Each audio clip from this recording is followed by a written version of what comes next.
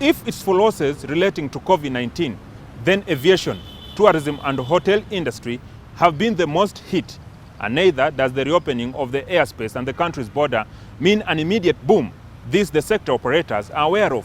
However, the step taken means business for the future. It's very good news for us. All our neighbors have opened, other countries have started opening up. We cannot hide forever. We have to open, try and fail, see where mistakes are made, rectify them. But really, for tourism to be able to come back, we cannot talk about tourism revival without the opening of the airport. So we are very excited. The flourishing of the tourism industry is highly dependent on the confidence flyers have about getting to a particular destination. All hopes of getting back to normalcy are hinged on when the skies get opened. Airlines operate with what they call average load factor.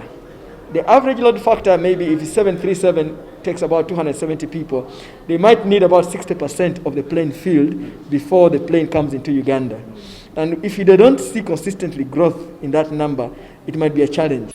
Aviation regulator, Uganda Civil Aviation Authority, is going slow on fully recovering from the heavy turbulence. The main gate to the country gets officially opened for scheduled commercial airlines on October 1st. So we expect a number of people booking flights in the beginning, but we do not expect air travel to pick up immediately because a number of people are likely to be cautious.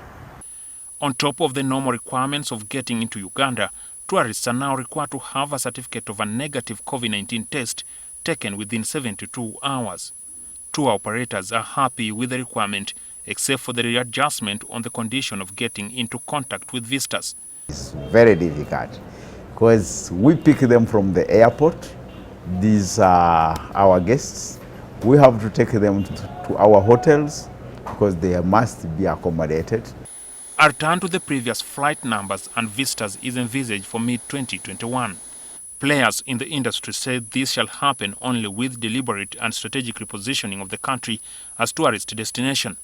It could come back maybe by June, only on condition that the government of Uganda puts in money to market the country right now intensively, such that the tourists are informed about the opportunities that are available.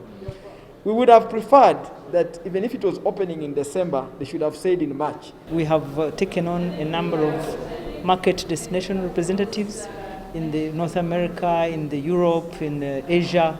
We are also taking on the emerging markets of Japan, of China. So we are continuing with the marketing. United Nations Development Program projects that Uganda will lose about $5 billion in the next 5 years, resulting from the adverse effect of COVID-19 on tourism. On the revenue, $1.6 billion should have been during this financial year. Jackson Onyango, NTV.